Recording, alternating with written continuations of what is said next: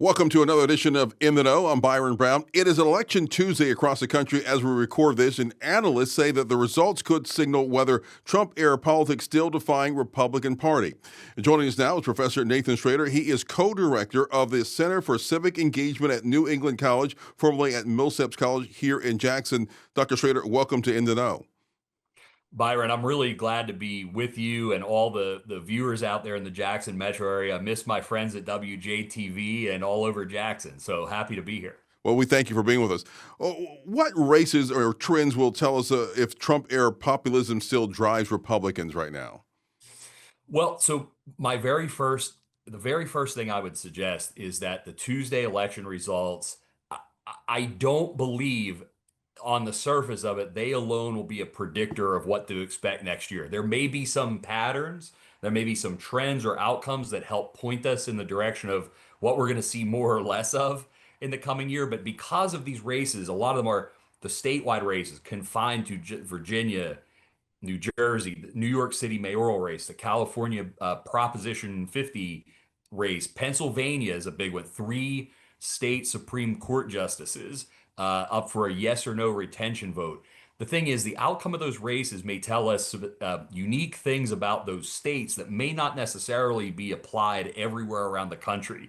And so, what I do expect, Byron, is a lot of maybe journalists, a lot of political campaign consultants, and folks like me in the professor and pundit world to maybe make a bigger deal out of some of these results than maybe they'll prove to be relevant for the midterm. Because what happens in these races like Virginia, New Jersey, New York, even the Pennsylvania Supreme Court races, some of those things will reflect local and state issues and concerns that may have nothing to do with the midterms. They may not be as relevant to the midterms. So we'll have to unfortunately play the waiting game on that. But I do think what we may learn from this is the style more so than the substance, because you have the Democrats running a really unique type of operation right now. You have them running in Virginia, a more moderate state. They're running a more moderate candidate, Abigail Spanberger for governor. In New York, a more progressive place. They're running a progressive, Mamdani. In New Jersey, they're running someone who's sort of a better fit just for the state of New Jersey and Mickey Sherrill. The Democrats are playing this really smart right now by nominating candidates who they are not carrying the same message in every place. They've got a unique message based on the state or place in which they're running. And that is really, to me, a smart strategy for the moment. I know there's a lot of talk out there about how these votes go, but if you get Madani in New York winning and you have the two more moderate candidates in Virginia and New Jersey winning, what's that say about the soul of the Democratic Party? Is it more progressive or is it more moderate?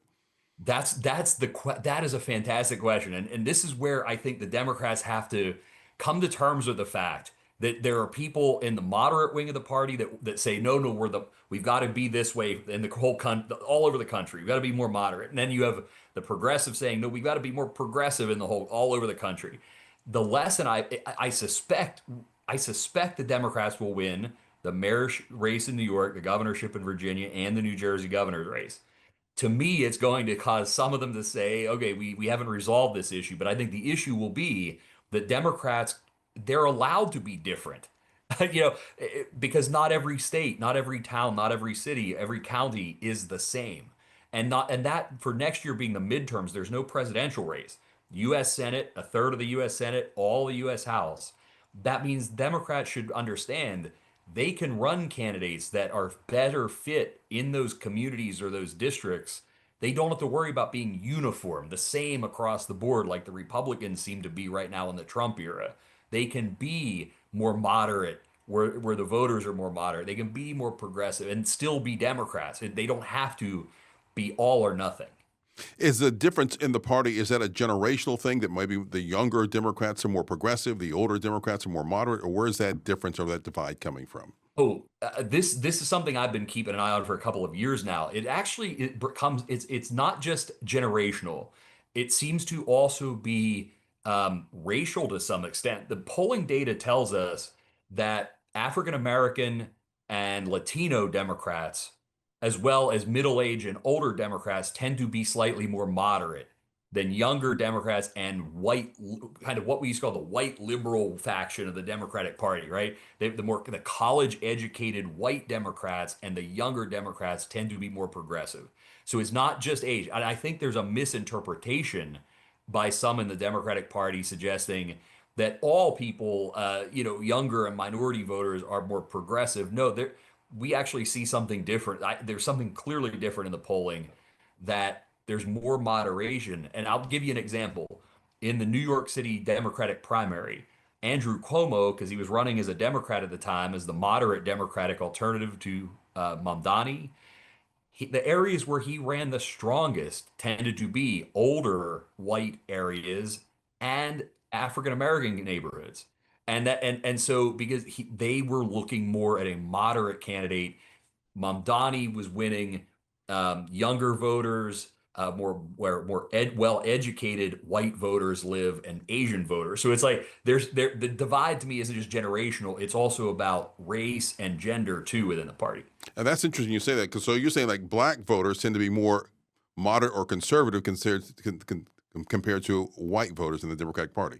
On the whole, when there's polling done about where the voters within the Democratic Party fall on the political spectrum, African American voters tend to be closer to the center than to the left. To say closer to say like where Barack Obama may have been closer to the center of the party than say Mamdani is now, or where Kamala Harris may have run. That's interesting where the Democrats are going to have to figure things out. What's that say about the Republican Party and what they'll have to do moving forward, or are they just going to kind of sit back here and kind of ride things out? Well, so historically, we would predict that the midterm elections would show, and there are very few exceptions to this. I believe George W. Bush in 2002 was an exception. Joe Biden in 2022 is somewhat of an exception, where the party in power tends to lose the midterm cycle in terms of Congress. So the Republicans are probably bracing a bit for that, just realistically. But here's what I see happening with the Republican Party. I live here. I've lived here in New Hampshire now for 3.5 years. It's hard to believe I've been gone from Mississippi for that long, and I was with y'all in Mississippi for 8 years. I don't see a lot of daylight, for example, between the Republican Party's positioning in New Hampshire versus the Republican Party positioning on certain issues in Mississippi or Pennsylvania or Ohio. It's almost as if the Republican Party does not have as much variation within its ranks right now as the Democrats do. And that's been a strength for them right now, because they've been able to run on a uniform sort of message that's very easy for voters to understand, no matter where they're running, all over the country. But at some point, like I was saying with the Democrats, nuance starts to set in where that message isn't going to play as well uniformly, and the Republicans they're going to need to run kind of an independent, more independent of the MAGA movement at some point. It just depends when they decide to do that. With Donald Trump being term limited, maybe that's going to happen by the midterms. Or maybe they'll hold off and wait until he is retired from politics to kind of break from the MAGA expectations of where they fall kind of on similar positions across the country, no matter where they are. What are the issues motivating voters this year? Is it the economy? Is it culture? Or is it democracy? That so the public opinion research shows voters say the economy. Now, the economy, Democratic voters in number two, it seems to be the democracy. Republican voters number two seems to be crime or immigration, right? But here's where it's complicated to just say the economy. The economy is a very broad subject. So if I were to be asked and I say the economy is the most important issue, is because I'm thinking about, say, inflation. Or if you're asked about the economy, you may read the economy, that issue as being, say, tax rates. So it's the economy is so broad that just calling it the economy leaves a lot to interpretation when voters say, sure, the economy. Well, what facet of the economy? I would benefit more of seeing that broken out even further. And some polls do that, some don't. But I think to some degree it is going to be the economy. But Byron, as we know, we looked at in the presidential race last year between Harris and Trump, these kind of cultural issues, social issues still played an oversized role. I was talking with some students the other day. We were saying about a year ago, whatever day it was, just not long ago, was the debate in which the president was saying falsely about dogs and cats being eaten in Ohio. And it turned into this kind of cultural issue where he's trying to exploit, cultural differences, Haitian immigrants eating pets. And it turned out that was completely false, and it was debunked, but it's frightened people, and it made them, maybe they were thinking about, oh, the economy is the most important, but then they hear that and then they become frightened that maybe this is some other cultural thing that's going to motivate them. When we talk about the economy, I know when the president did a 60 Minutes interview, we talk about stock market. People are doing well with 401ks in the stock market, but groceries are still expensive to get out there. But gas prices are relatively not as expensive as it used to be. But people feel like it's expensive to live. Housing is still expensive to live. So how do you equate that the economy, the American economy, is doing well, but people aren't feeling that because it's still costly to live?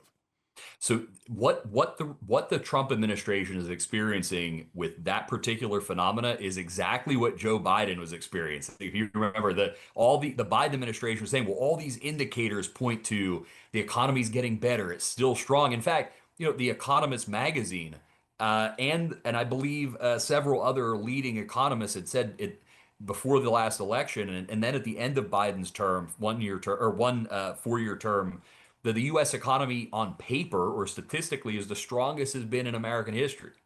But that what's on paper doesn't necessarily resonate with people if they're not feeling the impacts of that. And Donald Trump, I think, is struggling, and his administration is struggling to just figure that out in the same way that Biden was.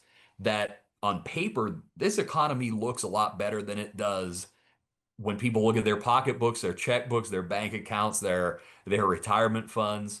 And neither the Biden administration or the Trump administration has come up with a way to convince voters that what they're feeling is worse than it is in reality. They've not figured out a way to do that yet, and neither administration has been able to crack that code.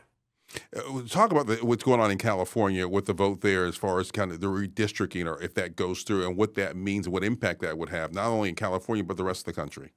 Yeah, so I believe the impacts we're seeing this happen, right? Republican states talking about doing these midpoint redistrictings in the census. Normally that happens every 10 years, as per the census. The Republican states started talking. I believe it was Texas and some others started talking about doing this sooner rather than waiting for the next census.